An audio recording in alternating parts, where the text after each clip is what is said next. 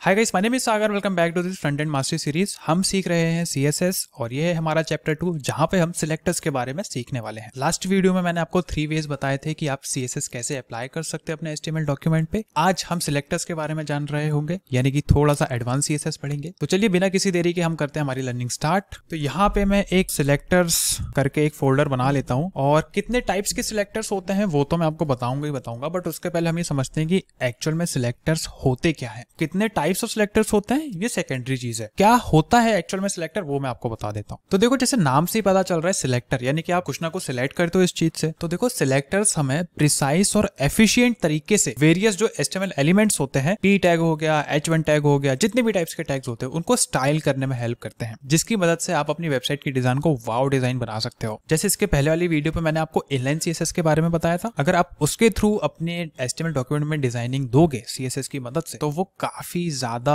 Hectic हो जाएगा। ठीक है, यानी कि एक एक एलिमेंट पे आप स्टाइल दोगे तो बहुत ज्यादा प्रॉब्लम हो जाएगी। बट जैसे कि मैंने आपको बताया था, एक्सटर्नल CSS की मदद से आप एक अलग एक CSS फाइल क्रिएट करते हैं जिसके अंदर आप CSS की प्रॉपर्टीज लिखते हैं। अब इन CSS की प्रॉपर्टीज आप लिखते तो जरूर हो, बट ये CSS की प्रॉपर्टीज अप्लाई किस पे होंगी? क्या वो H1 टैग के अंदर होंगी, क्या P टैग को होंगी या इमेज टैग को होंगी? ये कैसे डिसाइड होता है? ये डिसाइड होता है सिलेक्टर्स की मदद से। यानी कि आप सिलेक्टर का यूज करते हो। जैसे अगर मुझे H1 टैग में कुछ कलर देना है तो मैं क्या करूंगा, H1 को सिलेक्ट करूंगा एंड फिर उस पर CSS की प्रॉपर्टीज लिखूंगा। तो बेसिकली सिलेक्टर्स कुछ ऐसे ही काम करते हैं, बट CSS पे अराउंड 10 to 12 कुछ सिलेक्टर्स होते हैं। एक एक करके हम सारे समझेंगे। ऑब्वियसली एक ही वीडियो पे मैं आपको सारे के सारे सिलेक्टर्स नहीं बताऊंगा, क्योंकि आई नो वो आपके लिए बहुत ज्यादा हेक्टिक हो जाएगा as a beginner. But throughout the course जैसे जैसे हम प्रैक्टिकल प्रोजेक्ट्स पे काम करेंगे, जिस सिलेक्टर की जहां पे जरूरत पड़ेगी मैं वहां पे आपको वो इंट्रोड्यूस करूंगा। इकट्ठे सिलेक्टर बता के मैं आपको बर्डन में नहीं डालना चाहता। तो चलिए वीडियो को करते हैं स्टार्ट। सबसे पहले हम समझते हैं कि सिलेक्टर्स के एक्चुअली में टाइप कितने होते हैं। तो सबसे पहले हम आ जाते हैं यूनिवर्सल सिलेक्टर के बारे में जानेंगे। तो मैं यहाँ पे एक फाइल बना लेता हूँ uni.html और uni.css। तो यहाँ पे हम क्या करते हैं, बॉलर प्लेट जनरेट कर लेते हैं और यहाँ पे हम डाल देते हैं कि यूनिवर्सल सिलेक्टर के बारे में पढ़ रहे हैं। यूनिवर्सल सिलेक्टर क्या होता है मैं अभी आपको बताता हूँ। जैसे हम क्या करते हैं, हेडिंग जनरेट कर लेते हैं कि दिस इज यूनिवर्सल सिलेक्टर। ठीक है, और यहाँ पे आउटपुट स्क्रीन जनरेट कर लेते हैं, इसको कर देते हैं क्लोज। अभी यूनिवर्सल सिलेक्टर क्या होता है, जितने भी आपके एलिमेंट्स हैं HTML के उन सभी को ये सिलेक्ट कर लेता है, यानी कि सारे के सारे। अगर आपको सारे एलिमेंट्स को सिलेक्ट करना है तो आप यूज करेंगे यूनिवर्सल सिलेक्टर का। जैसे कि हम एक और यहाँ पे बनाते हैं P और एक डमी टेक्स्ट हम यहाँ पे ले लेते हैं। ठीक है, और यहाँ पे हम CSS को कर देते हैं लिंक और यहाँ पे हम डाल देते हैं नाम uni.css का। अभी मैंने सिर्फ 2 टैग बनाए, यानी कि मेरे HTML के डॉक्यूमेंट के अंदर 2 एलिमेंट्स है, H1 और P। अभी यूनिवर्सल सिलेक्टर की मदद से मैं क्या कर सकता हूँ, पूरे के पूरे HTML एलिमेंट्स को सिलेक्ट कर सकता हूँ। जैसे आप देख रहे हो यहाँ पे कुछ स्पेस है T के लेफ्ट साइड में, ऊपर में, नीचे में। तो ये डिफॉल्ट सेटिंग्स है, यानी कि डिफॉल्ट CSS है। तो यहाँ पे यूनिवर्सल सिलेक्टर का सिंटेक्स क्या होता है, सिंपल, आपको Shift+8 दबाना है तो ये स्टार बन के आ जाएगा। उसके बाद आपको कर्ली ब्रैकेट्स लगाने। कर्ली ब्रैकेट्स लगाना इंपॉर्टेंट है। ठीक है, कर्ली ब्रैकेट्स लगाना इंपॉर्टेंट है और इसके अंदर अब आप जो भी प्रॉपर्टी लिखेंगे वो आपकी सारे HTML एलिमेंट्स के ऊपर अप्लाई होगी। जैसे कि मैं यहाँ पे लिखता हूँ कि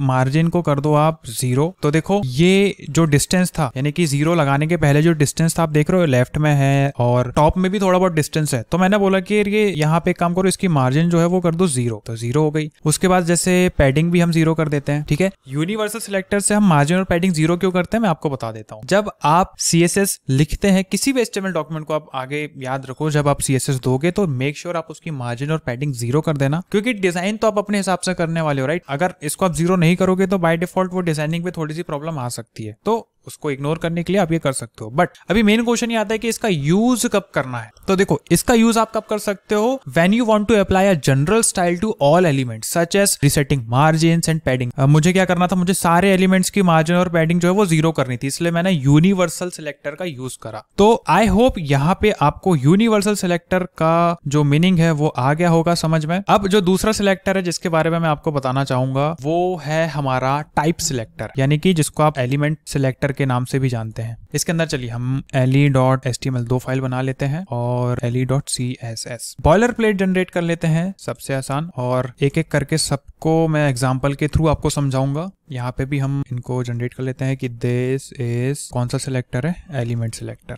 और एक नॉर्मल डमी टेक्स्ट भी हम जनरेट कर लेते हैं, ये हमारा डमी टेक्स्ट हो गया है। और यहाँ पे हम le.css को लिंक भी कर देते हैं, ठीक है। अभी टाइप सिलेक्टर, जिसको आप एलिमेंट सिलेक्टर भी कहते हो, इसका मतलब क्या होता है, ये क्या करता है, select all element of a given type. इसका यूज आप कब करेंगे, when you want to style all instances of a specific HTML element. जैसे मान लेते हैं कि मुझे यहाँ पे सिर्फ ये p टैग जो है इसको टारगेट करना है, ठीक है। तो मैं यहाँ पे डायरेक्ट एलिमेंट का नाम लिखूंगा कि भाई मैं p एलिमेंट को टारगेट कर रहा हूँ, करली ब्रैकेट्स लगाऊंगा। और जैसे मान लो कि हम यहाँ पे क्या कर देते हैं, टेक्स्ट डेकोरेशन कर देते हैं लाइन थ्रू। तो देखो ये लाइन थ्रू हो गया। टेक्स्ट का कलर भी चेंज कर लेते हैं यार, कलर इसका कर देते हैं एक्वामरीन। तो ये ऐसा हो गया। When you want to style a particular element, तो आप यहाँ पे यूज करेंगे एलिमेंट सिलेक्टर का, ठीक है। जैसे मान लेते हैं कि आप एक ब्लॉग वेबसाइट पे हो, तो वहां पे आपने देखा होगा कि जितने भी कंटेंट होते हैं, यानी कि जितने भी सारे ब्लॉग्स के जो कंटेंट होते हैं, उनके जो पैराग्राफ की स्टाइलिंग होती है वो सेम होती है। तो मान लेते हैं कि हम भी यहाँ पे 2-3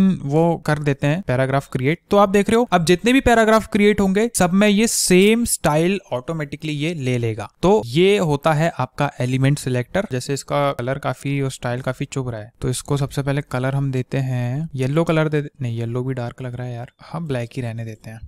और उसके बाद टेक्स्ट डेकोरेशन दे देते हैं, जैसे कि अंडरलाइन कर देते हैं, यानी कि इनके नीचे एक लाइन क्रिएट करके हो जाए। तो अब मैं जितने भी p टैग बनाऊंगा ना, सब में ये स्टाइल ऑटोमेटिकली वहां पे अप्लाई हो जाएगी। तो इसको हम बोलते हैं एलिमेंट सिलेक्टर, यानी कि आप डायरेक्टली एलिमेंट का नाम लिखते हैं और फिर उसको स्टाइलिंग देते हैं। तो आई होप आपको ये भी समझ में आ गया होगा। अब हम बढ़ते हैं नेक्स्ट हमारे सिलेक्टर की तरफ, जो कि है क्लास सिलेक्टर। अब इसको आपको बहुत ध्यान से समझना है। तो यहाँ पे हम एक और फोल्डर बना लेते हैं, क्लास सिलेक्टर और class.html और एक और फाइल class.css, ठीक है। बॉयलर प्लेट जनरेट कर लेते हैं और यहाँ पे हम नाम दे देते हैं क्लास सिलेक्टर। इसको कॉपी करते हैं, एक हेडलाइन जनरेट करते हैं क्लास सिलेक्टर। पैराग्राफ जनरेट कर लेते हैं कि दिस इज पैरा। एक और जनरेट कर लेते हैं कि दिस, जैसे डेट डाल देते हैं, आज की डेट क्या है, 30 जुलाई है। अभी देखो ये जो सेकंड वाला पैरा है ये एक सिंपल पैराग्राफ p टैग के अंदर है, एंड दूसरा वाला भी p टैग के अंदर है, और जो h1 है वो हमारी हेडलाइन टैग के अंदर है। अब क्लास सिलेक्टर के बारे में छोटा सा अगर मैं डिस्क्रिप्शन आपको बताऊं तो ये क्या करता है, select all elements with a given class attribute. अब इसका यूज आप कब करोगे,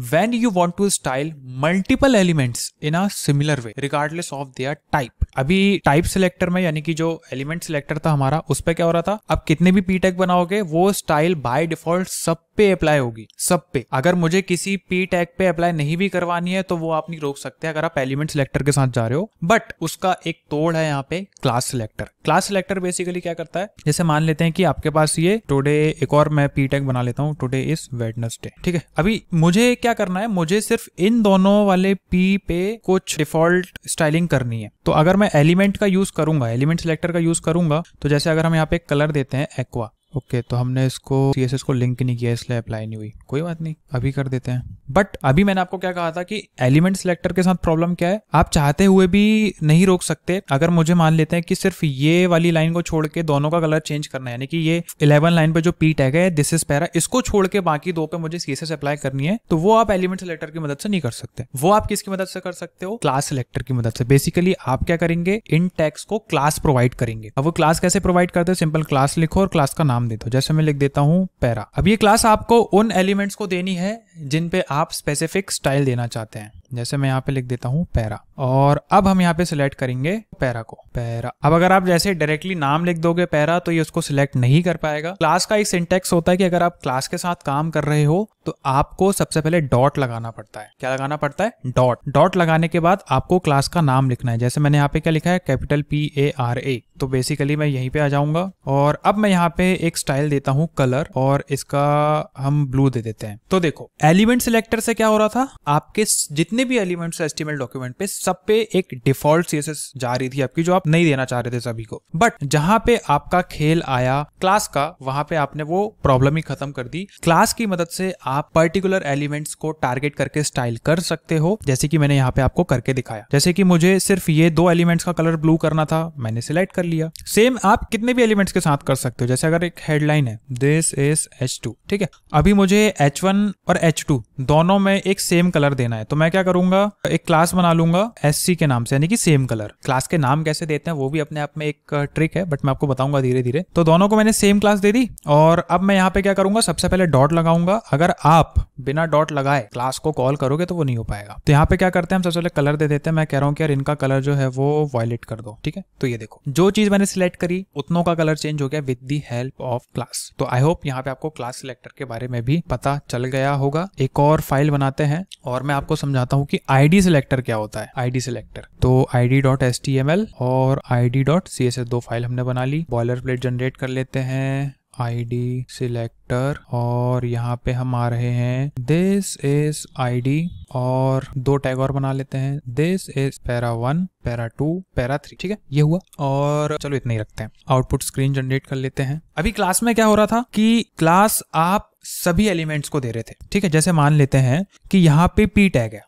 अभी क्लास में क्या हो रहा था, आप क्लास लिख रहे थे, क्लास का एक नाम दे रहे थे, एंड वो प्रॉपर्टीज आपकी उन सारे एलिमेंट्स पे अप्लाई हो रही थी जिनको आपने क्लास दिया है। बट अगर मैं चाहता हूं कि यार ये सारे के सारे जो p टैग्स है, पैराग्राफ टैग्स हैं, मैं चाहता हूं कि बस ये जो दिस इज para3 है, यानी कि जो तीसरे नंबर का para3 है, इसमें कोई स्पेशल स्टाइल दी जाए। यानी कि मैं सारे पैराग्राफ पे ये चीज नहीं देना चाहता, बट सिर्फ इस पर्टिकुलर एलिमेंट पे कोई स्टाइल देना चाहता हूं, तब आप यूज करेंगे ID सिलेक्टर का। When you want to style a unique element on the page, और याद रखना IDs should be unique within a page, यानी कि ऐसा नहीं होना चाहिए कि अगर मैंने इसको कोई ID दी, जैसे मान लेते हैं ID देने के लिए आपको सिंपल ID लिखना है, और मैं इसको दे देता हूं कि P3, ठीक है। और ये सेम ID अगर आप इसको दे दोगे तो ये काम नहीं करेगा। IDs यूनिक होनी चाहिए। क्लास जो है वो सेम रहती है, क्योंकि क्लास पे क्या होता है, आप एक ही प्रॉपर्टी जो है वो मल्टीपल एलिमेंट्स पे देना चाहते हो, बट ID का मतलब क्या होता है कि ये प्रॉपर्टी सिर्फ इस पर्टिकुलर एलिमेंट को ही जाना चाहिए। जैसे मान लेते हैं हम यहाँ पे टारगेट करते हैं P3। अभी क्लास में क्या हो रहा था, आपको डॉट लिखना पड़ रहा था, बट जब आप ID का यूज करेंगे तो आपको हैशटैग लिखना है, ठीक है। हैशटैग के बाद आपको ID का नाम लिखना है। जैसे मेरी ID का नाम यहाँ पे P3। अब मैं यहाँ पे कॉल करता हूँ, जैसे कि मैं बोल देता हूँ कि यार जो बैकग्राउंड कलर है उसको येलो कर दो। CSS इसलिए अप्लाई नहीं हो रही थी क्योंकि हमने अगेन यहाँ पे लिंक ही नहीं किया था, तो हम लिंक कर देते हैं ID.css को। ये हो गई हमारी CSS लिंक हो गई। मैं वही सोच रहा था कि अप्लाई क्यों नहीं हो रही है CSS। तो यहाँ पे हमने ID दे दी P3 के नाम से, और यहाँ पे भी हमें P3 करना पड़ेगा। तो देखो, ये हमारी जो ID हमने दी थी इस पर्टिकुलर एलिमेंट को, ये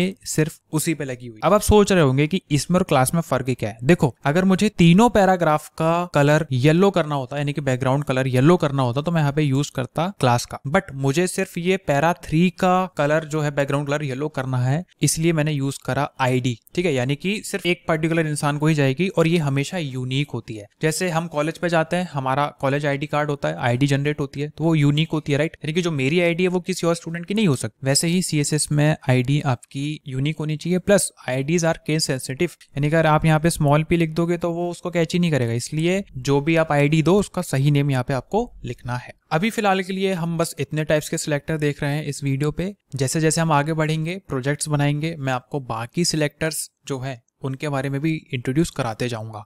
इकट्ठा मैं इसलिए नहीं करा रहा हूँ क्योंकि मैंने जैसे स्टार्टिंग में कहा था, आपके ऊपर मैं बटन नहीं डालना चाहता। अब जो नेक्स्ट वीडियो होगी उस पे हम दो मिनी प्रोजेक्ट्स बनाएंगे, एक फॉर्म डिजाइन करेंगे और एक जो नेव बार होता है किसी वेबसाइट का वो डिजाइन करेंगे। तो मिलते हैं नेक्स्ट वीडियो पे। अगर आपको ये वीडियो अच्छी लगी तो कमेंट करके जरूर बताना कैसी लगी। लाइक कर लो, शेयर कर लो अपने दोस्तों के साथ जो फ्रंट एंड सीखना चाह रहे हैं, और सब्सक्राइब करना मत भूलना। एंड अगेन असाइनमेंट मैंने अटैच कर दिया है इस वीडियो के डिस्क्रिप्शन में, उसको सॉल्व करना बिल्कुल मत भूलना। क्योंकि यार देखो, अगर सिर्फ वीडियो लेक्चर देखने से कोई फ्रंट एंड डेवलपर बन पाता तो सब लोग बन गए होते, ठीक है। और मिलते हैं नेक्स्ट वीडियो पे जहां पे हम प्रोजेक्ट्स बनाएंगे। So thank you so much for watching.